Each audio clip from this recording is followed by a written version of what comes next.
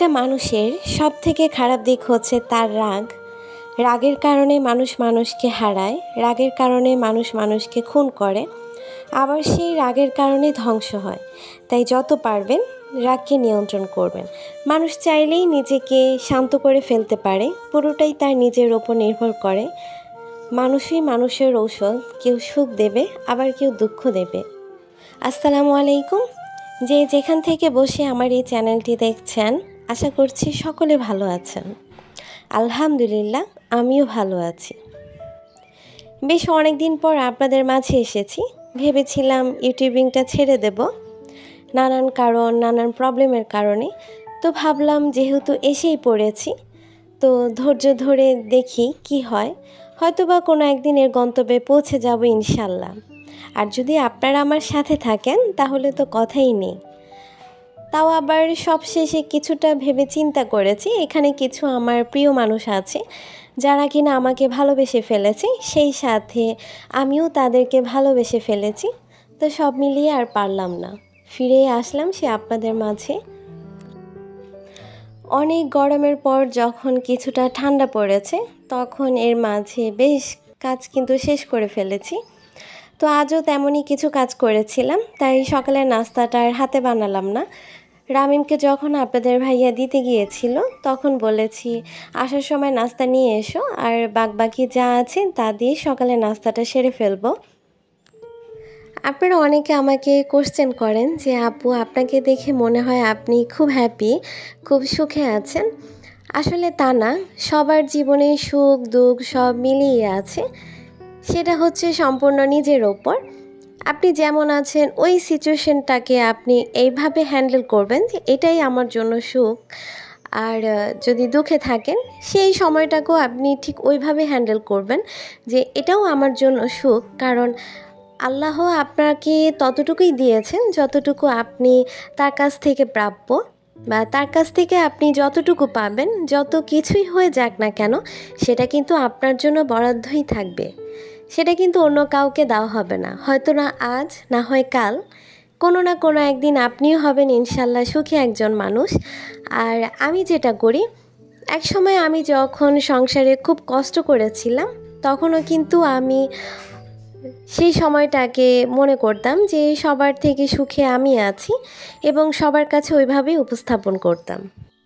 এখন যে দেখছেন এই কার্ডগুলো হাতে নিয়েছি, দেখে মনে হচ্ছে হয়তোবা কারো বিয়ের কার্ড। তা না, ছেলের মুসলমানের অনুষ্ঠান করতে চাচ্ছিলাম।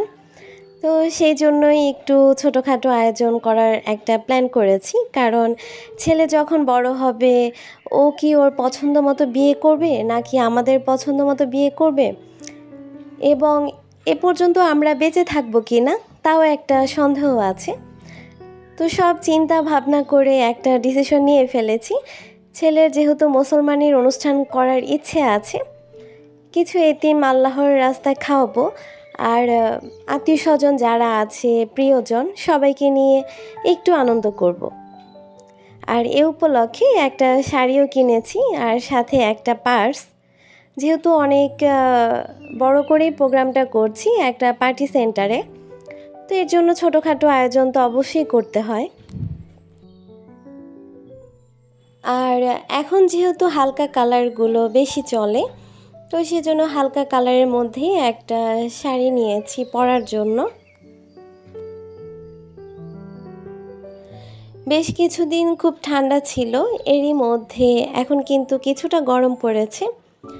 তাই ভাবলাম যে যেহেতু কিচেনে ঢুকতে হবে, তাই আগে একটু ঠান্ডা হয়ে নেই, তাহলে আর দেখা গেছে তেমন খারাপ লাগবে না। আর সেজন্যই একটু আইসক্রিম খেয়ে নিচ্ছি। আইসক্রিমটা আমার খুবই ফেভারিট। আর গরমের দিনে যদি বলি, তো এটা তো আমার কন্টিনিউ খাবার। তো প্রতিদিন একটু করে আইসক্রিম আমার খেতেই হয়। আর এই অভ্যেসটা সে ছোটোবেলা থেকেই ছিল, আর এখন অবধি রয়ে গেছে।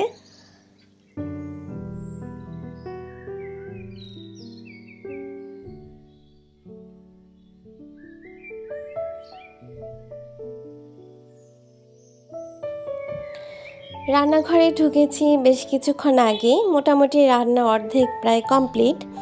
আজ করলা ভাজি করছি চিংড়ি মাছ দিয়ে। এটা কিন্তু আমার খুব পছন্দের খাবার। আর সম্পূর্ণ তেলের উপরে আমি করলাটা ভাজছি, কারণ এক ফোঁটাও পানি দেইনি। এভাবে যদি করলাটা ভাজা হয় তাহলে তেতো ভাবটা তো একদমই থাকে না, সেই সাথে খাবার খেতেও খুব মজা লাগে। আর এই করলা দিয়ে যেন আমার মনে হয় আমি 1 প্লেট ভাত অনায়াসে খেয়ে ফেলি।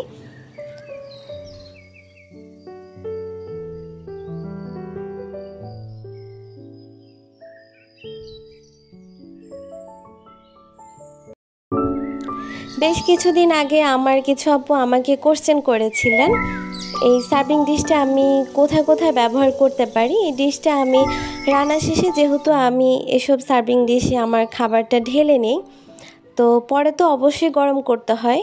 তো এটা আমি চুলাতে প্লাস ইলেকট্রিক চুলায় এবং ওভেনেও এই তিনটাতেই অনায়াসে গরম করতে পারি, আর কোনো ঝামেলাও হয় না।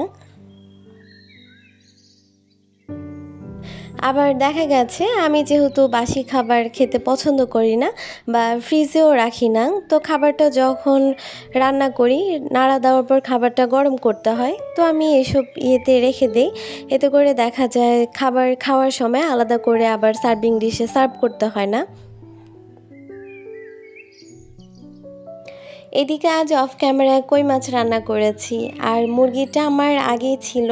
ছেলে যেহেতু মাছ খেতে পছন্দ করে না, তাই ওর জন্য অপশনাল হিসেবে মুরগির মাংসটা একটু যখন রান্না করি একটু বাড়িয়ে রান্না করে ফেলি। তো মাছের বদলে দেখা গেছে ও সেটা দিয়ে মোটামুটি খেয়ে ফেলে। আর আম্মু এসেছিল, আম্মু বলছে তুমি রান্না করেছো, তুমি বসো আমি সার্ভ করে দিচ্ছি, তুমি খেয়ে নাও।